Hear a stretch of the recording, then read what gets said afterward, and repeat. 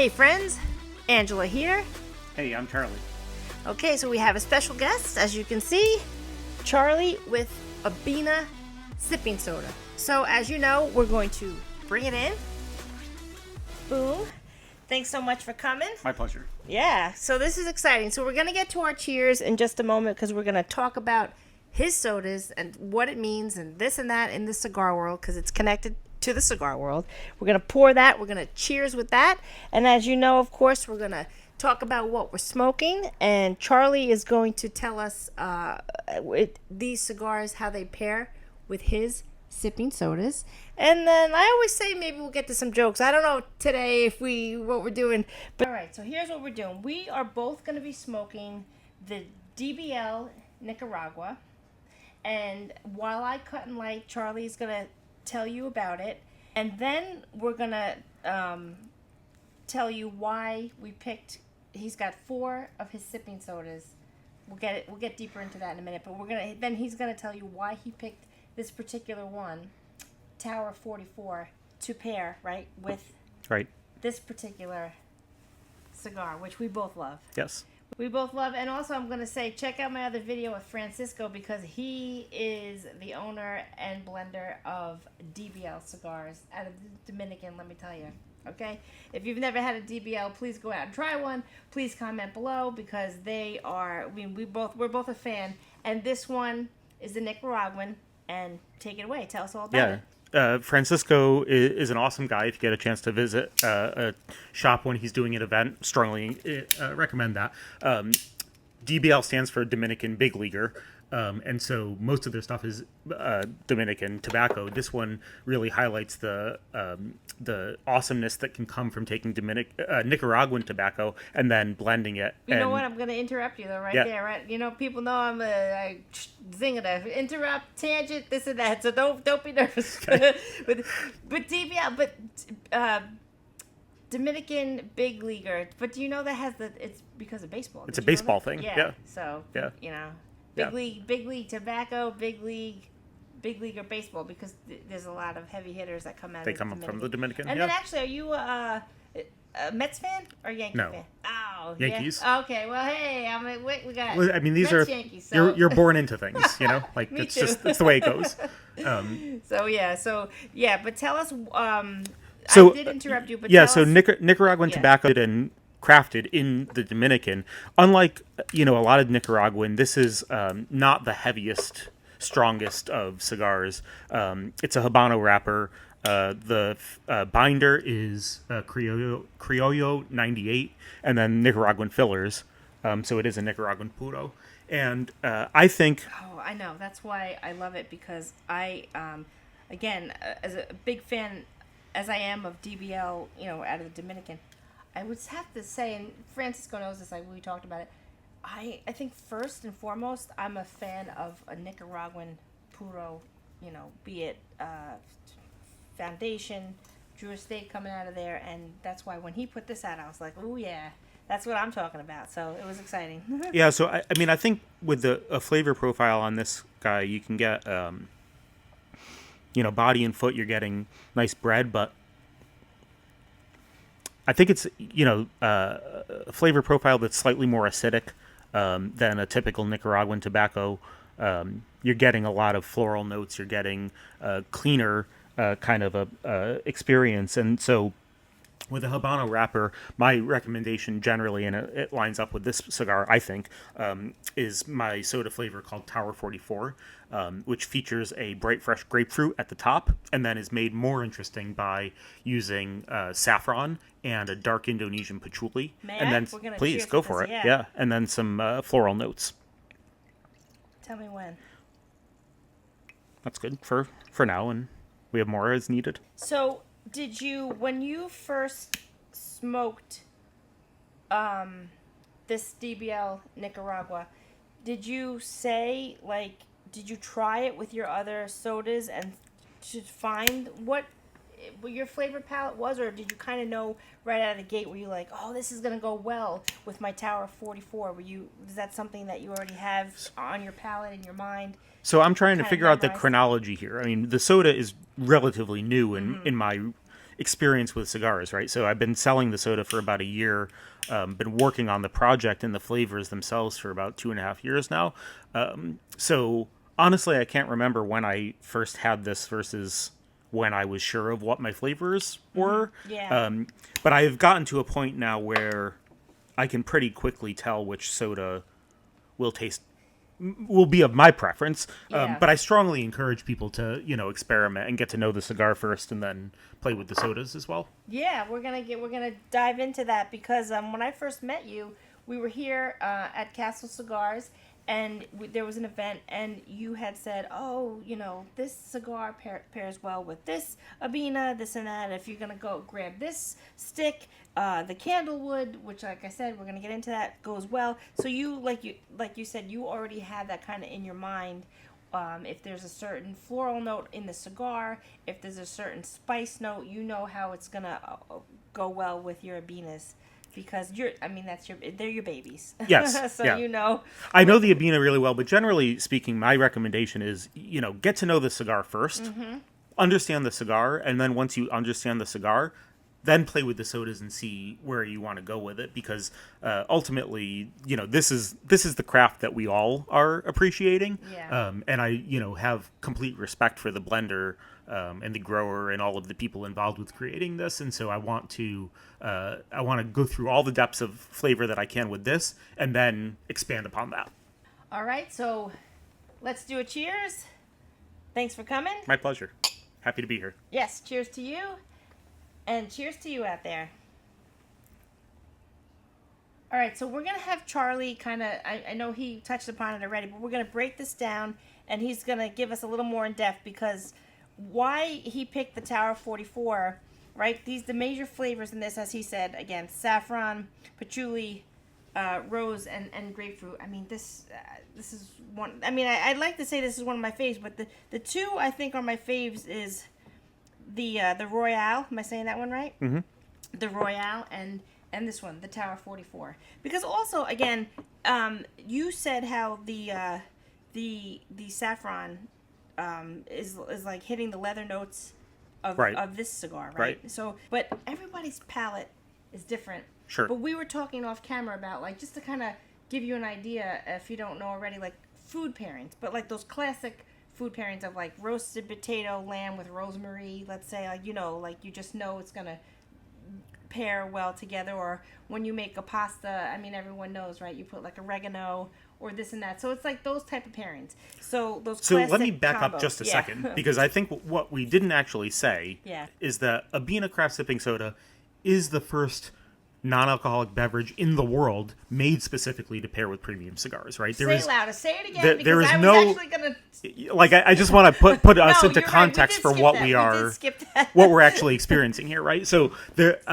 my personal preference is always to smoke along with a soda, because I like the cold, I like the bubble, I like the sweetness, I like the refreshing quality, right? Yeah. And ultimately, mainstream sodas just get boring after a while, right? So the flavors that you're going to find in ABBINA are flavors unlike anybody would put into a soda unless they were trying to do this. That being said, the sodas are absolutely available for and good for pairing with food, mixing into cocktails, enjoying however you please, right? They are certainly complex enough to enjoy on their own, but I did make them specifically for enjoying with my cigars. Yeah. We did kind of miss that mark. I was going to say, because, there's dry January, but also people who don't necessarily want, who drink at all, which, or if they're not wanting the bourbon that day with their cigar, I did fail to say that at the top. That's exactly why, too, ABBINA, there's many reasons why, really, to enjoy. Totally. This. And then, like you said, to make a mocktail even. Yes. Or not, or a cocktail and a mocktail. I've noticed there's people online blending your sipping sodas with with a bourbon. Right. And this and that, and making it, or just specifically making a mocktail, which is great too, because it's for all people really to totally. And I'll note that if you order ABBINA online, you'll get this flyer with your package, and on the back, I give food pairing suggestions, cigar pairing suggestions, and drink mixing suggestions, so that you can, have a basis to work from. And I then love it when people are coming up with creative things to do with it. There's 4. You have now 4. Right. And which one was your first? Because you must have had like a baby that you were experimenting with in your lab. Yes, this guy's like a scientist here. My lab in my it started on my dining room table, but then I had to pressure from my wife move it into my basement. So my lab is now in my basement. But Candlewood was really the first one that I started with. I knew when I started a soda project that I wanted a kind of candy cherry profile, and then I think with the idea of the red color, it brought to mind earthiness that we get in our cigars as a typical note. And so I thought about beets. Beets kind of give you earthiness. We added an oak moss. We can try that out once our glasses are empty and give it a taste. I think nice. These two, between Tower 44 and Candlewood, I think are probably the more versatile of the 4. I think they are, you can really figure out and play with it. It is very personal, right? Like your palate is very personal. Yeah. The flavors that you're going to detect are quite personal. And so some people like and have favorites among them. Definitely encourage you to experiment and try them all. Yeah. So, have you ever mixed these together? No. No, in the same glass, like talking about blending. I have not done that. Because you know how like you could do, I don't know, like a lemonade and throw in like or like some people do like a lime seltzer, right, at home.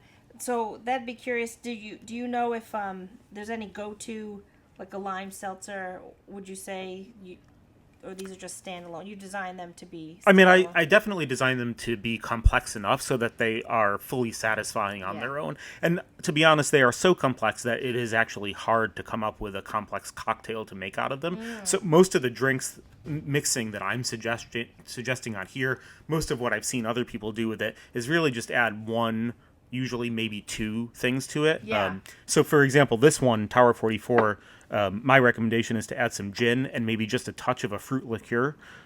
We found a pear liqueur that is really delicious in it. And so the gin pairs nicely. But really, if you add much more than that, it gets pretty muddy. Yeah, because for my palate, I just love these standalone with, well, we don't have ice right now, but standalone. They're cold. They're already cold. Yep. He brought these in his cooler, cold. So these are nice and cold, but just like an ice cube or 2, really. Like, again, like how people drink like a scotch, they either neat or, right? So would you say, because we don't have ice because we're on location, but do you drink these just like out of the bottle, straight out of the bottle, or so you don't think they need ice? I recommend. I mean, the only reason why I'm kind of asking for the viewer, Yeah, right? totally. They want to. It's important to know, and is this and can I like I said, throw like a Sprite in with it? Because some people, their palate, they may they like to, and also people like to experiment on their own and kind of claim things as their own, like oh, I have ABBINA at home, but I just throw some Tower 44 in with, like you said, like a gin, just to kind of vamp it up. Totally. Because people like to claim their own. Yeah, recipes. play with it. That's what it's there for, right? Yeah. No, I think what you're asking about the ice is really important. It's one of the first things that I mentioned on the flyer, right? Yeah. So we use less sweetener than a mainstream soda, and so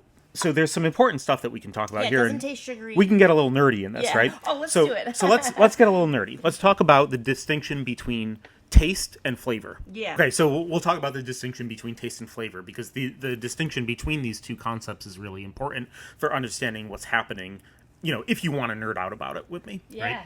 So taste is on your tongue. We're here for information. Yeah. So. Taste is on your tongue. Only 5 simple things: sweet, sour, salty, bitter, umami. That's it. Flavor is actually smell. And this is really interesting from a cigar smoker's perspective, because flavor is what is called retronasal olfaction. It's smell through the back of your head. It's the way that cigar smokers get the term retrohaling, right? Yeah. It's actually just tasting the flavor. Not tasting, I shouldn't say tasting. It's detecting and perceiving the flavor through the back of your nose. That's why when we blow the smoke out of our nose, we're perceiving the flavor. Well, that's why too. But it's all smell. If you're sick or when you were a kid, I don't know, like when they would say if you didn't like to eat peas or lima beans, Your grandma would be like, pinch your Pinch your nose. Yeah. So that is. And so if you for are people- drinking yeah. my very Yeah. flavorful and complex soda, Yeah. if you hold your nose and drink it, you're Yeah. going to taste mostly sweet and a little bit of acidity. Yeah. That's it. Because flavor is actually all smell. And there's like an opening of breathing, because I like to Yeah. emphasize that with the cigar of the retrohale. I like to tell people, I don't, if you can't get, some people can't retrohale. It's hard for them to learn it, or they don't. It's uncomfortable. But once you can do the retrohale, what a different. It's a whole different world. Yeah, of Yeah.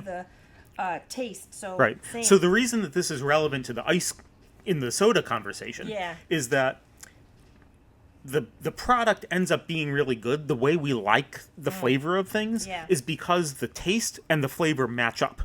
But if you dilute all of the sweetness out of the soda with ice, Yeah. the flavor and the taste don't match up anymore. So you're So saying if you're this going to drink it isn't on really- ice, yeah. my recommendation is put 1 or 2 ice cubes in, pour a little bit, drink it, do a little bit more, drink it, so that you're not letting it get completely diluted. Don't pour the whole glass on a big glass of ice. Yeah. Yeah. So I think that's pretty neat, scientifically too, how you said our flavor, because these So are this- they're very complex, and they're absolutely delicious. Yeah, I mean, and really they are. But then I have a super palate. Do you have a super palate? Do you know? I don't know. Because you do have like a knack for flavor and taste. So. I like to pay attention to it, right? Yeah. Like it's enjoyable to me. I'm Yeah. I'm enthusiastic about flavor. Yeah. So Yeah. So you were saying there's a difference between there's more in depth Yeah. difference of taste Well, and so flavor. taste. Not is it versus taste versus flavor, or like? Well, I mean, I think that the perception that we end up having is a combination of the two. But then there's a third thing, right, which is just smell through the front of our nose. And so when you're experiencing ABBINA, my recommendation is to first smell it. So tell me what you smell. I smell grapefruit and vanilla primarily, Actually, right? that comes right through on the Tower 44, right on the nose. Vanilla, it's beautiful. Yeah, Now, if I put it in my mouth and try not to breathe, yeah, I'm just perceiving sweetness and a little bit of acidity, right? Like just a bit of sourness. But when I swallow and breathe out through my nose, that's the only time I can detect the saffron. The patchouli I can detect a little bit on the front end, but really the saffron, it's all through the retrohaling. I tell people to retrohale the soda to understand what you're really doing. So I say, swallow it, close your mouth, and breathe out through your nose. The patchouli is a really interesting and lovely ingredient because it's so complex. But in perfumery, which is where it's mostly used, right? yeah. It's what's called a fixative. So it means it's a very heavy molecule. It lasts for a really long time. And I chose it for this soda because, and each of them have a fixative-like ingredient in them, because it lingers on your palate a bit and gives you the opportunity to mingle with the smoke flavor. And that's where you get the magic happening. Magic, yeah. And so, you were mentioning those kind of typical classic food pairing Yeah. flavors, right? Vinny is the flavor that replicates jerk seasoning. And it's designed that way where it's a little funky on its own. When you first try it, admittedly, it's a little weird. And that's okay, right? But sometimes you get a cigar that's really dark, it's really meaty, kind of tastes porky, tastes like actual meat. Well, they had the meat lovers. The meat lovers is one, right? Yeah. And this soda is designed to go specifically with those cigars because Yeah. jerk seasoning goes really well with meat. Yeah. We know that works well, Right. And so nobody else is making a soda that tastes like jerk seasoning.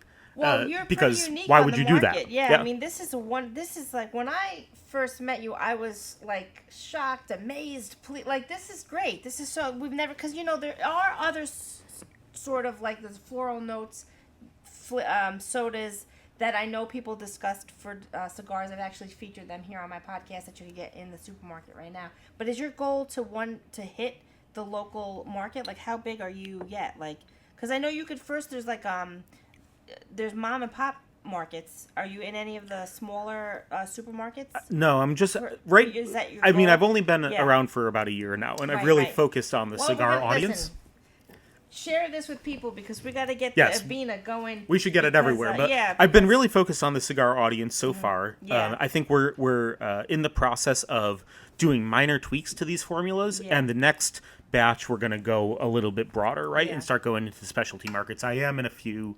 non-alcoholic beverage stores, Yeah. and so we'll continue to kind of hit that specialty market. So if people want to find this, if they're watching, let's say in Wisconsin or what have you, because we're in New York, as you know, but you, because you can get this at certain lounges, you can get it here. Here at Castle, the, sure. The consumer, the members at this lounge and guests can absolutely find it here at Castle. But if they go on your Instagram, is there a link that they can order this shipped Yep. to them? Do you ship to all? Was it 48 contiguous states, or you? Yep, contiguous states and Puerto Rico. Okay. Shout out there to you Puerto go. Rico. Yes. Okay, so you could ship there. Okay. So yeah, so we'll put your link here. Yep, So if they it's just go on your abinasoda.com is the yeah. website where you can Yeah. go to @abinasoda on Yeah. Instagram or Facebook. And it could go right to your house. On the website, I have a store locator. You may be near one. We're in about 25 retail currently. About Yeah. 25 cigar shops around the country. Yeah, good for you. As far as Arizona, Texas, New Orleans, North Dakota. Yeah. Good for you. Yeah, no, I mean, it's making headway fast because, like I said, I was instantly, I can't say it enough, really, pleased because, again, it's, and I don't even, not even to just say dry January or what have you, but I don't always, I like to drink, you like to drink, but you and I don't think we drink that often. So and maybe the same with you, we're enjoying the cigar first. Yes. Not that we're grabbing the bourbon. That's kind of second. That's why, that's why I fell in love with this because when I'm, in the summer or anytime really, if I'm on my back deck and I want to just sort of have, sip, feel elegant, feel elevated with my cigar, I'm sipping. This is, because you call it a sipping soda. Yep. We're not chugging it like, It's not a big gulp. but it's great. Because then also, what if you're having like an afternoon cigar, or maybe you have a type of job? Because I do know the MTA guys here. I don't know if you've met any of them in the lounge here, but there's a lounge down by me where there's a lot of the MTA. I'm more Hudson Valley, lower New York here, just above Manhattan. But that they say like they can have, because they're outside on the tracks, and they can have like a stick with lunch or what have you, and you can't drink on the job, so we got just crack open an ABBINA, and you're really elevating your lunch break because you're not only enjoying a cigar, but you're even sipping your flavor. It's just so that's what I'm saying this is just, you can't slice it any other way, but yeah, I mean, it's intended to just enhance the experience. Get really familiar with your cigar, know your cigar, and then find new flavors in your cigar that you never experienced before because you're kind of changing the way that your palate is perceiving. Yeah, it's kind of like if you're boiling pasta water, right? They say you got to salt the boiling water because then if you don't, the pasta will be flavorless. Yes. So you're saying, like, of course the cigar itself is a beautiful, flavorful, relaxing thing, but this will... So, I mean, this is kind of the it. perfect example to go back to the flavor versus taste discussion, right? The pasta isn't flavorless. It's actually tasteless, right? Because, again, our tastes are sweet, sour, salty, bitter, and umami. If you're not adding in the salt, there's no taste. You're still getting all the flavor, but it mismatches. And, again... pour a pint of water over this, it's not going to be very good because all of your sweet taste is gone, right? Totally. So that the levels of sweetness, the levels of sourness, the levels of bitterness that we can put in a beverage like this, the levels of saltiness that you can put in a food have to match your flavor in the right way. Yeah. Good to know. Yeah. All right, so I think you said you have a communications degree. Is that what you're... I worked in communications. What's your degree in? Political science. Okay, so but what? But because this is like scientific, a little bit, right? Yes. This is chemistry. Right. So, chemistry. So did you have like a love? Let's say, when did the love for this? There must have been a seed planted in you, either when you were young or maybe in chemistry class in high school, where you were doing, beakers, and because something must have Maybe. What do you think started? Yeah. So like I meant. Hold up! You said you left your job. Let's tell us about the journey. Yeah. So I worked in politics for nearly 20 years for a nonprofit, and I knew that I wanted to get out of that. And so I was kind of just waiting for the idea to come to me. Sitting in my basement, smoking a cigar, drinking soda like I normally did. Again, that was my go-to pairing. Now, I'm going to interrupt you. So soda was your go-to more than coffee even? Very much, yeah. Okay. I mean, I started smoking when I was quite young, and so I would smoke in my car driving around, and so I would run through a drive-through and get a soda, because you need something to drink. Yeah. So for you, because that's interesting to me, because I would say out of all the people I've interviewed and everyone I talked to in the lounges, believe it or not, I know, like, again, the bourbon is kind of a number one, like, spirit go-to as opposed to, like, or rum and this and that. But also I'm finding coffee is at the top of the list. But it's interesting to me how you paired soda as and I'm not a soda drinker, right? Like I don't drink soda. I never did drink soda except for when smoking a cigar. Okay, yeah. But I mean, I like seltzer. I like carbonation very much all the time. But I don't. And often when I'm drinking ABBINA, I'll have a seltzer next to me because this is for sipping, and sometimes I need more liquid, right? Yeah. But no, so I was sitting there drinking my soda and just thought to myself, this, whatever it is, sucks, and we can have something much, much better. Yeah. So here's where the magic happened and the science piece, right? About 6 years prior to that, I got a really bad illness, diverticulitis, recurrent diverticulitis, right? And so I had to have a section of my colon cut out. Wow. During that process, that was about a 6-month long unpleasant experience. I wasn't allowed. I couldn't eat very much, and I was always a foodie. It was just one of my hobbies. One of my escapes from my very intense and stressful job was to enjoy cooking and eating, and I couldn't do that so much. And somehow I came into the hobby of perfumery. Yeah. And I was super obsessed with perfumery. During the pandemic, I took some online courses on perfumery.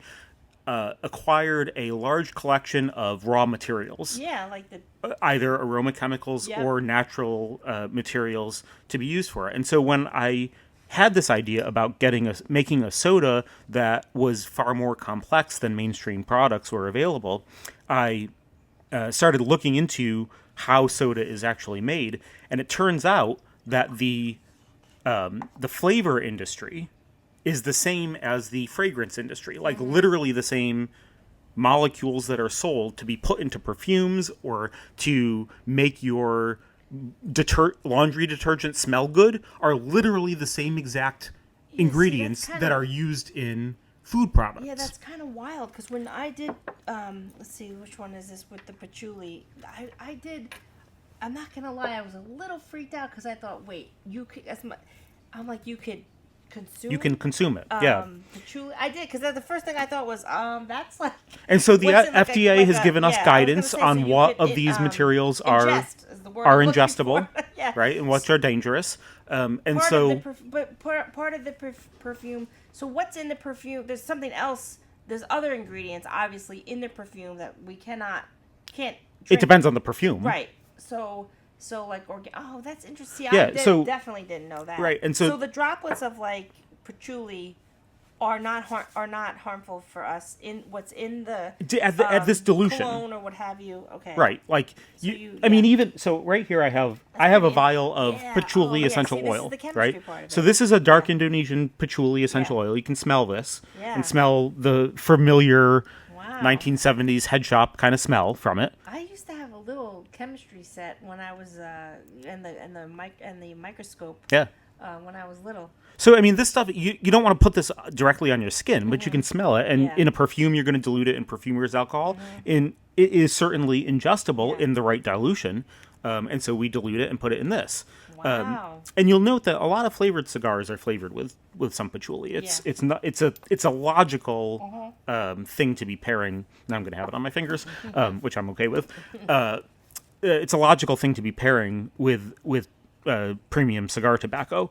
And so anyway, I found that once I learned that was the case, I went upstairs. I had this huge library of raw materials. I looked up what was flavor safe and what wasn't. I brought half of the material down to my dining room table and I started messing around. But you literally have like beakers and stuff, or I got all sorts of all these little vials. Yeah. I initially started doing certain extractions. So, a lot of bitter Amari, like, the Italian kind of digestivos and whatever, right? Campari, things like that. Aperitifs, Yeah. right? Digestifs. Those things, we'll use gentian root as the those bittering have agent. strong, lingerings on And the so, tongue. I purchased some gentian root, looked up how to extract it, bought my own Yeah. vials to extract it with grain alcohol, and started messing around that we don't use. I didn't end up wanting a very bitter beverage in the end here, so I don't use any gentian root in any of these, but you get the idea. Certainly sassafras and sarsaparilla are classic ingredients for birch beer or root beer back it's in the like one of day. our They're not used original, anymore. drinks. But those things were so I ordered the raw materials, did my own extraction, start playing with it. Ultimately, once I realized that I was going to start a company, I hired a professional flavorless lab to finalize the formulas, check their safety and all of that stuff. And so they make the flavor for me now, and I work with them to perfect it. But I started it all in my house. And I still tinker with it once a week. I have on Tuesday afternoons, unless something else is going on, I have a set time when I spend a few hours tinkering with materials and just trying to come up with ideas. That is so neat. So I love how that you had an aha moment. You're saying, Yep. were you in your car with the soda? No, I was in the basement. You were in the was your aha moment. My basement lab. Yeah. Or it wasn't my lab at the time. It was my basement lounge. Yeah. I should say. Yeah. And then so you just kind of like ordered the stuff. And I had around. most of it. Yeah. Yeah. So was the first complete flavor that you produced? Candlewood was the one that I really got very close to on my own. Okay. Yeah. All right. So we're gonna actually, I'm gonna have Charlie open up the Royale, and we're gonna pour. Like he said, we just finished the Tower 44, but we're gonna also feature the Royale right now because the breadiness and the flavors in this particular DBL, he was saying that while sipping the Royale, it kind of brings out the chocolatiness and the vanilla that isn't like if you just smoke the standalone, right? So when we sip this now, look at this beautiful color, right? All right, let's do a cheers on that. Nice. I like how you described how a different flavor of the sipping soda even enhances the cigar even more. So I encourage you guys, again, like I said, comment below to try at least 2 of these. Because you were saying that this one could be better, or just you prefer? Is that the word? No, I mean, in the morning, or does it matter? I sometimes I'm picking based on time of day. Sometimes I'm picking based on flavor. Again, it's up to personal preference. I think Royale is one that can also work with this cigar. Tower 44, I think, is the ideal pairing for my mouth. But try whatever you'd like. Royale is going to give you a bit more bitterness, so you can kind of taste a little bit of a pucker at the end that the other ones don't really have. And I think the DBL Nicaragua, to me, it's savory. I don't detect a ton of sweetness except for a very light floral quality.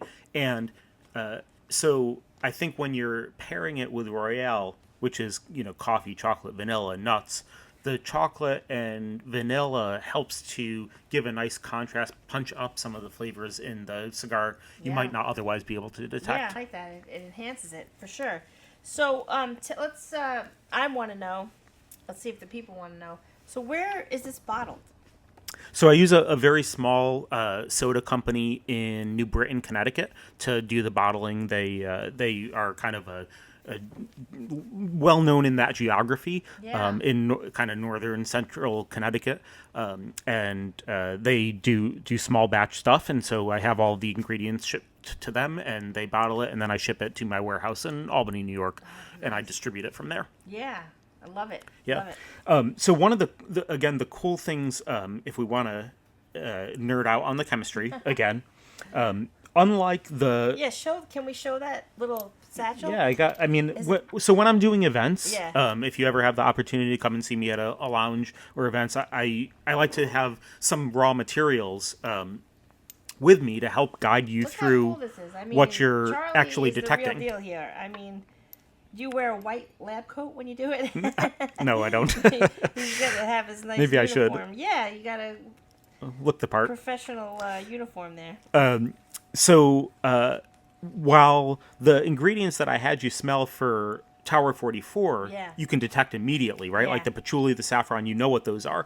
The two that I bring for Royale are different in that they don't actually smell exactly like what you're tasting, Yeah, which is that kind you of find. is a fun experiment in proper dosage and proper dilution. Mm-hmm. So first I'll have you smell the natural coffee extract that we're using in Royale. So this is undiluted, the coffee extract, and Yeah, we need smell of it. and give a here. smell to it.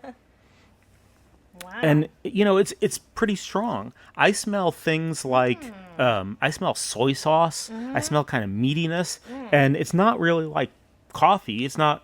I mean, you can see where it relates to coffee, but and so that's a really cool example of where when you're drinking Royale, to me, when you grind coffee beans Yeah. and it smells so good, but the coffee never tastes like that. Yeah. This actually kind of tastes like freshly ground coffee It does. beans. This is nice. And it's amazing how that coffee extract, Mm-hmm. when properly diluted, when properly supported with sweetness and acidity and bitterness, can result in an incredibly authentic coffee flavor. Even at that concentration, it doesn't smell like it, right? Yeah. It's really cool. So this is one of the artificial ingredients that we use. And I like to talk about this because a lot of people get scared about artificial ingredients. Yeah. But I want to tell you that these are not things that you should be scared about. And here's the reason. If natural ingredients, you are far more likely to be allergic to a natural ingredient than you are to an artificial ingredient. And allergies are really the primary thing, other than obviously some things that, have been known to cause cancer and things like that, but they've been banned by the FDA or they're limited to a safe level. We don't use any, for example, artificial coloring, which, is scary stuff. I don't want to use that. You use preservatives because botulism is far more dangerous than a preservative ever will be. I was gonna say, actually, you kind of have to. Because You have I to. used to make and sell chocolates. Yeah. Back in the day in delis by me, and there's certain things you have to tweak that people don't realize because then it will turn white. If you don't, yeah. Yeah, I mean, But it's like it's you not said, just a it's small cosmetic thing. level. I mean, actually, I do like how you're bringing that up because there's a small level of that too. Because then you're gonna. That's why our bread isn't moldy, and we all eat. Yes. So even the healthy, even like unless you're making the bread at home from literal scratch. Yeah. All the bread that we buy, even the most artisan. Has a little bit of healthiest stuff. bread has a little bit because then you in one day it will be moldy. So what you're saying is I there- do like so- how you're clarifying that. Because yeah, I then mean, this won't be shelf ready. there is literally botulinum toxin is about the most toxic substance known to man, right? Like it will kill you fast. Yeah. And you don't want it. No. Preservatives are far safer than botulism, and so Yeah. we're going to use preservatives. We're not going to use artificial color because we don't need to. The beautiful colors that you're getting from this yeah. are because it is that Yeah, dark look at natural the color. coffee I don't know if you extract, can right? see that, but this and is absolutely and a bit of beautiful. caramel color that goes Yeah. into this one, and Yeah. and we use those things because they're more expensive. They're a pain in the ass to transport, right? Yeah. They have a shelf life unto themselves, but it is safer. It's a better product in the end, but there are plenty of synthetic ingredients that are ideal. So here's one of them. This is called trimethylpyrazine, Oh, okay. and this contributes heavily to the nutty qualities that you're getting in the Nice. soda. When you Like what's that? Like a hazelnut or? well, no, smell it, because to me, it's again one of those things that doesn't actually come yeah, across Yeah. identical in the soda. I Yeah. want you to smell it because it's Nice. it's interesting about how the flavor blending actually happens. To me, this kind of smells like a musty basement, right? Like it kind of smells like the moldy bread, and that's okay because when it's combined with all of these other things, Yeah. turns out into this really delicious Right, nuttiness, right. right? And so we're using the artificial some artificial ingredients where they're important, some natural ingredients where they're important. But here's the thing: if you want, say, an orange flavor, Yeah. right? If you're using a natural orange, Yes. you're getting some of the tree branch, some of the leaves. You're getting a million different compounds, Yeah. and or it at least doesn't, on the thousands tongue, of different tastes compounds. just like And sometimes I want the most specific little thing, and then I will mix in other things to elevate it to make it more complex, right? And the artificial ingredients, or sometimes what we would call a naturally derived ingredient, where it's a synthetic process, but it's one particular molecule that's pulled out of a natural product. Those things give us the ability to like really zero in with note. ballistic level intensity, right? Like very narrow in that particular flavor that we want and build out from there. I have a very specific vision for each of these flavors, and so using both natural and artificial ingredients lets me achieve those very specific visions, ultimately for the purpose of the best pairing experience you can have. Yeah.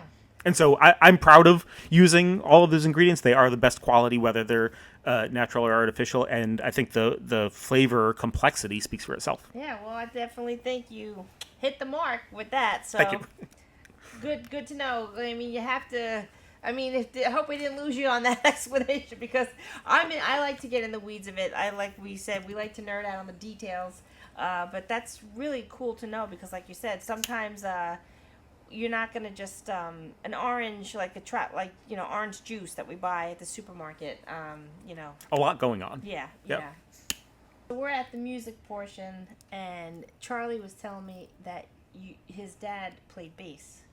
And I'd like that. Tell us the story when you were growing up, how you heard your dad playing Yeah, in the basement. my father and his neighbor, or our neighbor, and some other guys would once a week would play some old classic jazz in my basement. The neighbor had a Gibson guitar, I remember, and was just, very amazing on it. These high-pitched qualities that were really cool. But my father played the bass. Sometimes they would have a sax guy, sometimes a clarinet guy, sometimes a drummer. But anyway, I was, young, maybe 5, 6, 8 years old. And so I would, once they start playing, I would sneak down the stairs and kind of work my way down the stairs, sneaking around, and eventually make my way to the couch that was there in the basement and fall asleep down there, pretending as if they didn't notice me, but I'm sure that they did. Yeah, so based on that, you would say like jazz kind of like it's a good memory for you, and you were saying how you like I think if you hear clanking, it's a heavy windy Lots day of wind here today. It's like clanking on the walls out here. But you would say you like to put jazz on when you're enjoying a cigar. Is that? Yeah, I love jazz. In particular, I like the songs that they would play, and I like piano based. I guess they did have a keyboard player occasionally, but it wasn't always. But I love the piano. I've always loved listening to the piano, and so I have a piano jazz playlist that includes some of those songs and some modern stuff. Yeah, what were we saying? What was the one major one? Yeah, I like jazz. When I'm listening to jazz, or I guess like a Frank Sinatra, there's some. I don't know if you'd call him jazz but there's certain jazzy songs from like Count Basie. I love Buddy Rich from the old days. Do you like Buddy Rich? Yeah. He's the drummer. And if I'm in, again, it comes down to mood. But for you, you said your go-to kind of could be jazz. You have a nice jazz playlist for your cigar enjoyment.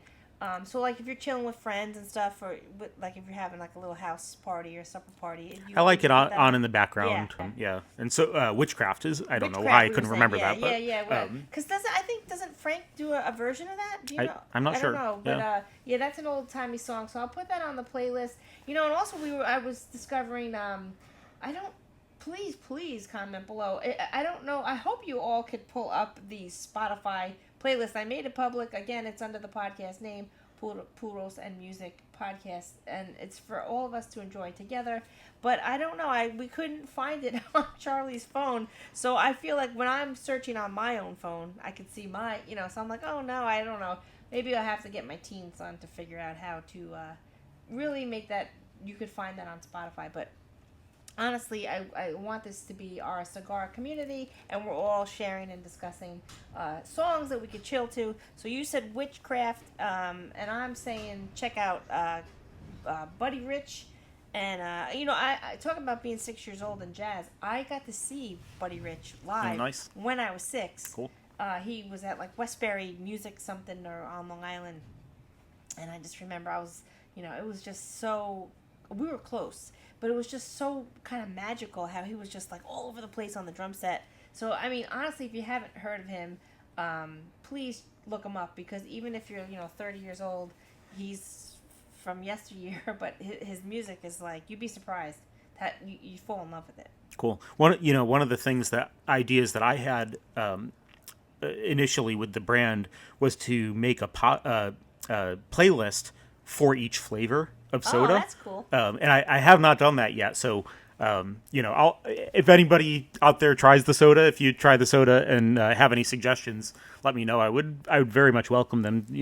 Taste the soda, see how it makes you feel. I'd be curious to see. Yeah, totally. I mean, I have a playlist labeled for my fire pit, just for cigars too, but I have different playlists for different times, different moods. So we should create like an ABBINA playlist. Yeah. That'd be cool. I mean, I think each flavor is so distinct from each other, and that's something we didn't get to talk about very much, but you'll find none of the flavors there are some through lines if you're really looking, but they don't taste anything like each other. No. And that's really intentional so that you have a really diverse experience, but I think they all give you a different feeling, and so have their own vibe, each one. Yep. All right, so we're coming to the end here. Again, thank you for joining. Please subscribe, and I'm going to have Charlie say our closing toast. And if you know it out there, this is our common toast. Say it with us. Are you ready? I'm ready. Okay, so here's to cheating, fighting, stealing, and drinking. And if you cheat, may you cheat death. If you steal, may you steal the heart of people you love. And if you fight, may you fight for your friends. And if you drink, may you drink us together. Salud. A la santé. And we'll see you next time.